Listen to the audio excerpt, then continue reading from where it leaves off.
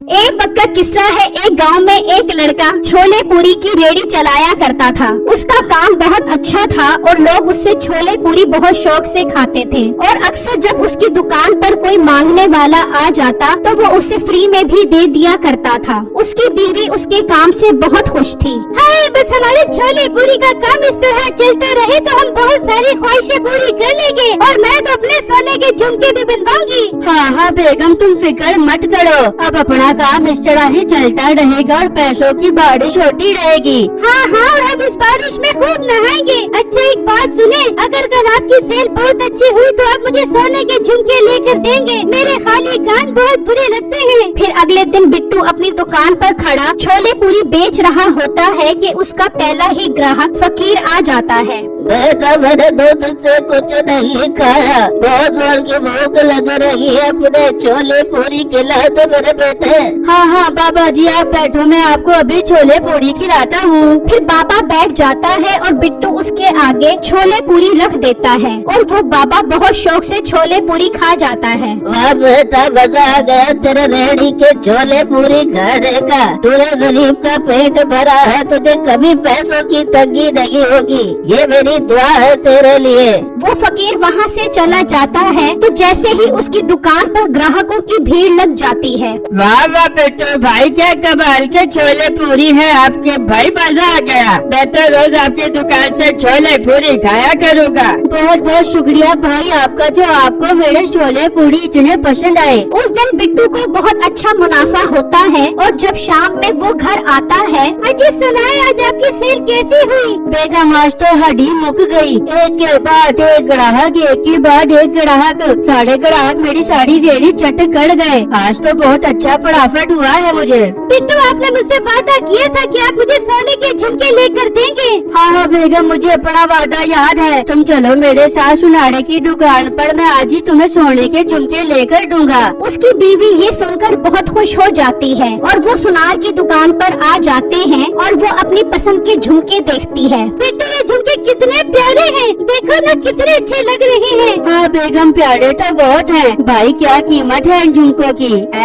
ये झुमके 30,000 रुपए के हैं। अरे भाई, ये तो बहुत महंगे हैं, कोई सस्ते दिखाओ। अजय, थोड़ी जेब हल्की करो अपनी, इतनी कंजूसी ठीक नहीं है, मुझे यही झुमके चाहिए। ठीक है भाई, आपके झुमके पैक कर दो, मेरी बेगम को पसंद आ गए हैं, हम यही खरीदेंगे। वो झुमके लेकर घर आ जाते हैं और उसकी बीवी उसे पहनकर दिखाती है। बताए बिट्टू, कैसे लग रहे हैं मेरे झुमके? बेगम, बहुत प्यारे लग रहे हैं आपको झुमके, एकदम ममता कुल करने लग रही हो। अरे बिट्टू, आप भी ना। अच्छा, मैं अपने दोस्त को दिखाने जाती हूँ ये झुमके। हाँ बेगम, ख्याल से जाना, बहुत महंगे हैं ये झुमके। फिर वो अपने दोस्त नसीबो के पास आ जाती है। देख नसीबा, मेरे शोहर ने मुझे सोने के झुमके लेकर दिए हैं, बहुत महंगे हैं ये झुमके। अरे पहले तेरा शोहर तो छोले पूरी का काम करता है, उसके पास इतने पैसे कहाँ से आ गए? अरे नसीबा, अब तो मेरे शोहर का काम बहुत अच्छा चलता है, उसके पास तो पैसे भर भर के आ रहे हैं। मैं तो पूरे मोहल्ले वालों को अपने सोने के झुमके दिखाऊंगी, मैं जा रही हूँ। बिट्टू की बीवी वहाँ से चली जाती है और नसीबो को बहुत गुस्सा आता है। वो गुस्से में अपने शोहर के पास निकल जाती है। बस 200 रुपए से कम का नहीं है कबूतर, अगर लेना है तो ले, वरना यहाँ से चला जा मेरा वीर। भाई तेरे 150 रुपए का दे तेरे कबूतर। अरे चल, बड़े देखे तेरे जैसे ग्राहक, चल भाग जा, यहाँ से कोई कबूतर नहीं है। भाई बहुत लग रहे है तेरे, तुझे तो ग्राहक से बात करने की तमीज भी नहीं है। नहीं लेता मैं तेरे से कबूतर, बचा रहा हूँ यार।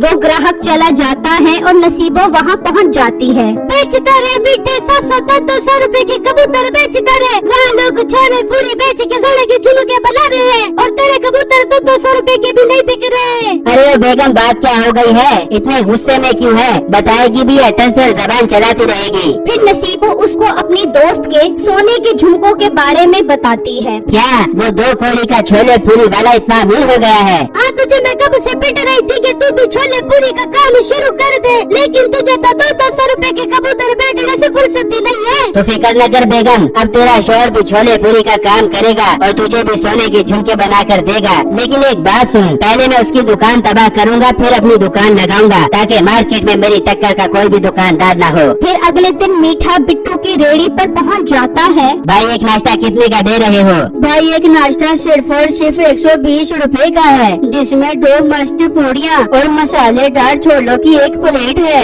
लगा दे फिर 120 रुपए वाला नाश्ता। फिर मीठा नाश्ता करने बैठ जाता है तो बिट्टू के पास एक फकीर आता है। वो उसे फ्री में नाश्ता करवाना शुरू कर देता है। अच्छा, तो ये गरीबों को भी मुफ्त नाश्ता करवाता है। अब तो मेरा काम और आसान हो गया इसे कंगाल करने का। मीठा घर जाता है और अपनी बीवी को बताता है, तो मीठे 1-2 गरीबों को खाना खिलाने से वो कैसे गरीब हो जाएगा? अरे बेगम तू समझी नहीं, तेरा मोटा भाई किस काम आएगा? हम उसे फकीर बनाकर उसकी दुकान पर भेजेंगे तो वो उसकी पूरी रेहड़ी चट कर जाएगा। हाँ मीठा, बहुत अच्छा आइडिया है, चल उसके पास चल। बेगम रुक तो सही, बात जरा गौर से सुन। जब उसकी रेहड़ी तबाह हो जाएगी तो वो जरूर अपनी बीवी के सोने के झुमके बेचकर अपना काम दोबारा शुरू करेगा। इससे पहले हमें उसकी बीवी के सोने के झुमके चोरी करने पड़ेंगे, फिर देखिए वो कैसे गरीब होकर मरता है। मिठाई झुमके वाला काम तो समझ हो गया, मैं भी उससे झुमके लेके आती हूँ। नसीबो घर से निकलती है और बिट्टू की बीवी के पास आकर कहती है, अरे बहन आज रात को मेरी साली की शादी है, मुझे 1-2 दिन के लिए तेरे सोने के झुमके चाहिए, शादी भुगता के तुझे वापस कर दे दूंगी। नसीबा बहन बहुत महंगे हैं ये झुमके, अगर बिट्टू को पता लग गया तो वो मुझे बहुत डांटेंगे। अरे शोरों से डरने की जरूरत नहीं है, इन्हें जुत्ती की नोक पे रखना चाहिए। अगर वो तेरे से पूछ भी ले तो तू कहियो कि वो मैंने अलमारी में रख दिए, मैं तुझे कल वापस कर दूंगी। ठीक है बहन, ले जाओ झुमके, मगर कल टाइम से वापस कर देना। नसीबो उससे झुमके ले जाती है तो मीठा बहुत खुश होता है और फिर वो दोनों नसीबो के भाई के पास पहुंच जाते हैं और उसे सारी बात समझा देते हैं। बहन तुम फिक्र ही मत करो, मुझे अपना पेट भरने से गर्ज है, मैं ऐसा फकीर बनूंगा कि वो पहचान ही नहीं पाएगा। फिर अगले दिन वो फकीर बनकर बिट्टू की रेहड़ी पर आ जाता है और उससे नाश्ते का सवाल करने लग जाता है। बिट्टू को उस पर बहुत तरस आता है और वो उसे नाश्ता बना कर देता है। वो इतना खाता है कि बिट्टू का सारा सालन और पूरी खत्म हो जाते हैं। वो खाकर डकार मारकर वहाँ से चला जाता है और बिट्टू उसे देखता ही रह जाता है। फिर शाम में जब बिट्टू घर जाता है और अपनी बीवी को बताता है तो वो बहुत गुस्सा करती है। नहीं, क्या जरूरत थी आपको फकीर को खाना खिलाने की, इतना बड़ा नुकसान करके आ गए हैं। बेटा मैं किसी को भूखा नहीं देख सकता, मैंने बनाई की है ना, तुम देखना हमें नुकसान नहीं होगा। फिर बिट्टू अगले दिन रेड़ी लगाता है तो फिर नसीबों का भाई आ जाता है और फिर से वो सारा नाश्ता खत्म करके चला जाता है। वहाँ बिट्टू की बीवी जब अपने सोने के झुमके लेने के लिए नसीबों के घर जाती है तो वो उसे बहाना बनाकर वापस भेज देती है। मिठाई ये तो बदन कर रही है झुमकों के लिए, इसका मसला हल करना पड़ेगा। बेगम एक काम करते हैं, इसी तरह के नकली झुमके बनवा कर उसे देते हैं, उसे पता भी नहीं लगेगा और हमारे पास सोने के झुमके भी आ जाएंगे। वो मिठा क्या बात है, चल अभी चल। फिर नसीबो वो झुमके अपने कपड़ों में छुपा लेती है और उस जैसे नकली झुमके बनवाने के लिए निकल जाते हैं। तो रास्ते में वो झुमके निकलकर गिर जाते हैं तो अचानक वहाँ पर उसी फकीर का गुजर होता है तो वो झुमके उठा लेता है और जब वो दोनों सुनारे के पास पहुँचते हैं, बेगम झुमके निकाल, भाई साहब हमें नकली झुमके बना कर दो। नसीबो अपने कपड़े में देखती है तो वहाँ झुमके होते ही नहीं हैं। मिठा वापस चले, झुमके रास्ते में कहीं गिर गए। वो दोनों झुमके ढूंढते ढूंढते घर तक आ जाते हैं लेकिन झुमके नहीं मिलते। दफा हो जा तो मेरी नजरों के सामने से, तेरे से एक काम भी ठीक से नहीं होता।